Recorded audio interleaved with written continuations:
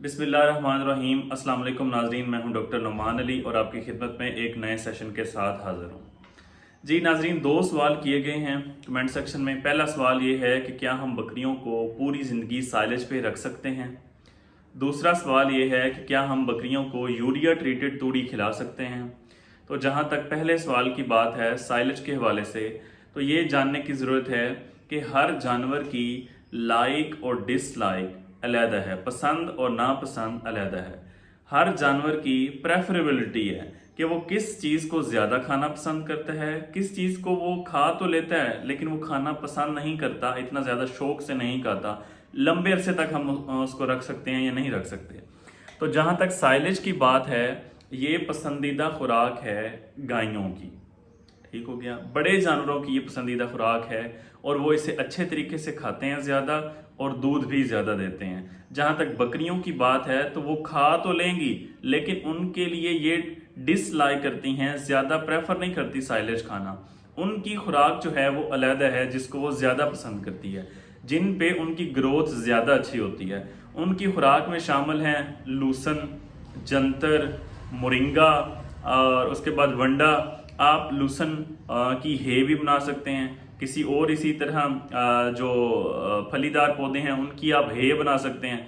जो बकरियां हैं वो हे को यानी कि जो सब्ज़ चारा है उसको थोड़ा सा खुश्क कर लेना, धूप में रख के उसे खुश्क कर लेना। ये जो हे है ये बकरियों की पसंदीदा खुराक है।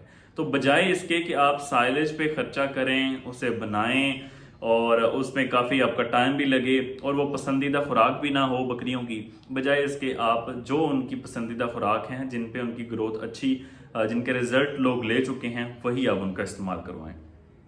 उसके बाद जहाँ तक दूसरा सवाल है वो ये है कि क्या हम बकरियों को यूरिया ट्रीटेड तूड़ी खिला सकते हैं। तो पहले हम बात कर लेते हैं कि यूरिया ट्रीटमेंट होता क्यों है। यूरिया ट्रीटमेंट के मकसद दो होते हैं कि तूड़ी के अंदर तीन कंपोनेंट होते हैं, सेलुलोज, हेमी सेलुलोज और लिग्निन। अब जो तीसरा कंपोनेंट है वो डाइजेस्टिबल नहीं है, जानवर उसे हजम नहीं कर सकते। ठीक है, जानवर के अंदर वो वाली सलाहियत नहीं है कि वो उनको खुद हजम कर लें। तो यूरिया ट्रीटमेंट करने से वो जो कंपोनेंट है, जो लिग्निन है, वो डाइजेस्टिबल हो जाता है, जानवर उसे आराम से हजम करके अपनी खुराक का, अपने जिस्म का हिस्सा बना लेते हैं।